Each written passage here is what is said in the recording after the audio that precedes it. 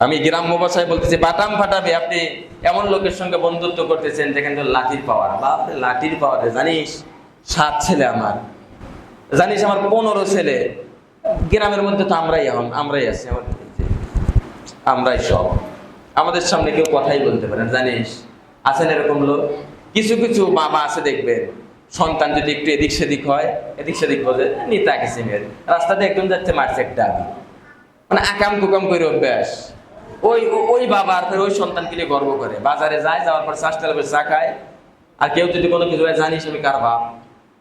জানিস তুই কার বাপ? আমি চিন্তা করে দেখেন যে কার বাপ মাস্তারি করতে থাকে। এই যে সন্তান একটু এদিক সেদিক তাকলে আপনি পাওয়ার দেখাচ্ছেন, আপনি এমন একজন লোকের সঙ্গে বন্ধুত্ব করতেছেন যে তার লাঠির একটু পাওয়ার।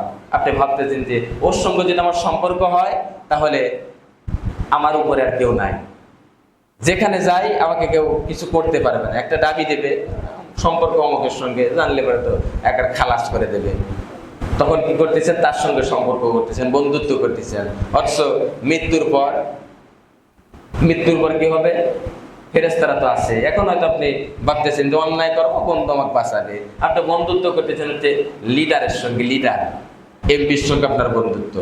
ওই চাউল, গম ইত্যাদি ইত্যাদি, রড বাঁশ মিক্সার করে খাওয়ার যাদের অভ্যাস, তার সঙ্গে বন্ধুত্ব। ভাবতেছেন যে না, বন্ধুত্বের সঙ্গে করলে রডের জায়গায় বাঁশ আর পাথরের জায়গায় পচা হইলো ইটের গুঁড়া দিয়ে রাস্তা করে দেবো, মাঝখান থেকে 5 লাখ আমার, আমি হব ধনী। একজন লোক ওই এক হুজুর ওয়াজ করতে গেছে, তো বলতেছে যে হুজুর বলতেছে যে ভাই তাই তোমাদের খবর কি? বলতেছে হুজুর খবর বলতে এই যে রাস্তাতে হাঁটতেছেন এটা হচ্ছে আমাদের একবার সব ওই যে দেখা যায় ওইখান থেকে আমাদের সীমানা, ওইখান থেকে আবার এদিকে ওই যে দেখা যাচ্ছে ওখানে, আবার এদিকে যেদিকে তাকাবেন শুধু আমাদের, মানে আমার দাদা, ছোট দাদা, মেজো দাদা, এটা আমার বাপের, এটা আমার চাচা, মানে যেদিকে তাকাবেন আমাদের। এখানে দুনিয়ার কোনো মানুষ এসে মাস্তানি করার সুযোগ নাই, কারণ সব আমাদের, বাপ চাচারই সব। হুজুর বলতেছে যে খালি তোমাদেরই আছে, আল্লাহর কিছু নাই? হ্যাঁ আল্লাহরও আছে, তবে আল্লাহর ছিল না এক সময়।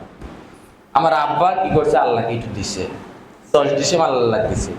এত জমি আমার আব্বা কি করছে? 10 ডিসেম্বর আল্লাহ দিছে। কোনে? হুজুর তাহলে আসেন আমার সাথে, 5 মিনিট হাঁটা লাগবে। ঠিক আছে চলো যাই। গেছে, নিয়ে গেছে মসজিদে।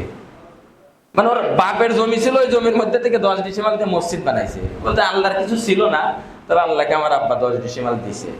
চলো যাই, মসজিদে নিয়ে গেছে। যাওয়ার পর বলছে এই দেখতেছেন, এটা হলো আল্লাহকে আমার আব্বা দিছে। এটা ছিল না, কারণ সব আমাদেরই। তখন বলতেছে যে ঠিক আছে, তাহলে সব যদি তোমাকে হয়, আল্লাহর যদি এইটুকু হয়, তাহলে তোমাদের খবর কি?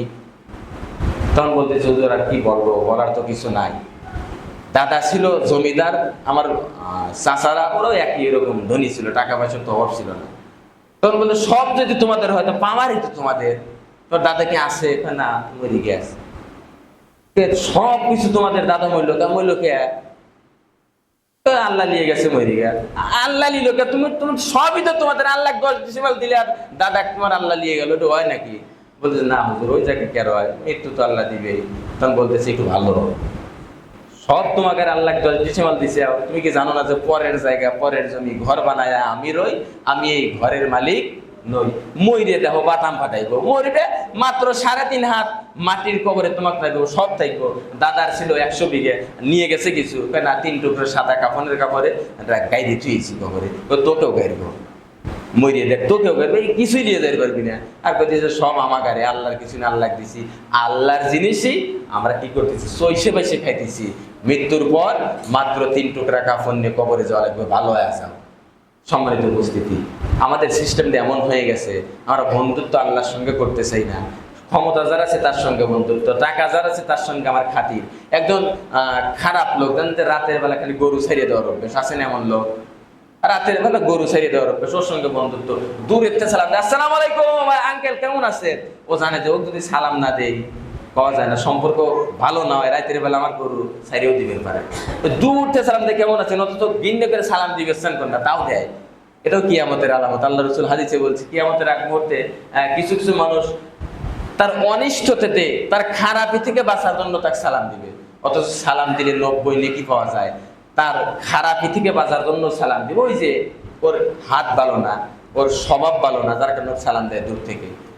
সম্মানিত বন্ধুগণ, যে কথাগুলো বললাম, নামাজের সময় হয়ে যাচ্ছে 23 বাজে, যার কারণে যে কথাগুলো বললাম তাওবার ব্যাপারে, আমরা প্রত্যেকটা লোকই গুনাহ করি, গুনাহ করব, এটাই আমাদের স্বভাব। আল্লাহ রাব্বুল আলামিন হাদিসে কুদসির মধ্যে বলছে যে পৃথিবীতে যতগুলো মানুষ আছে এই মানুষগুলো যদি গুনাহ না করতো আর আমি আল্লাহর কাছে ক্ষমা না চাইতো, আমি আল্লাহ তাআলা এই মানুষকে একেবারে ধ্বংস করে দিতাম, দিয়ে এমন একটা জাতি বানাতাম যেই জাতি সকালবেলা ভুল করবে বিকালে ক্ষমা চাইবে, আবার রাতের বেলা ভুল করবে সকালবেলা ক্ষমা চাইবে।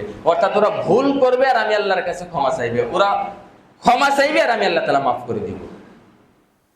আল্লাহ তাআলা এটা বলছে হাদিসে কুদসির মধ্যে। এজন্য আমরা মানুষ, আমরা ভুল করবো, এটাই স্বাভাবিক। শয়তান আমাদেরকে ওয়াসওয়াসা দিবে আর আমরা গুনাহ করব, এটা সত্য কথা। তবে এই ভুল করার পর ওই ভুলের উপর থাকা যাবে না। তুবু ইলাল্লাহি তাওবাতান নাসুহা, একনিষ্ঠ তওবা, ওটা থেকে ফিরে আসতে হবে। আল্লাহ রাব্বুল আলামিন আমি সহ আমাদের সকলকে খাঁটি তওবা করে ঈমান নিয়ে যেন মরতে পারি সেই তৌফিক দান করুক। আমরা সকলে বলে আমিন। আসসালামু আলাইকুম ওয়া রাহমাতুল্লাহি ওয়া বারাকাতুহু।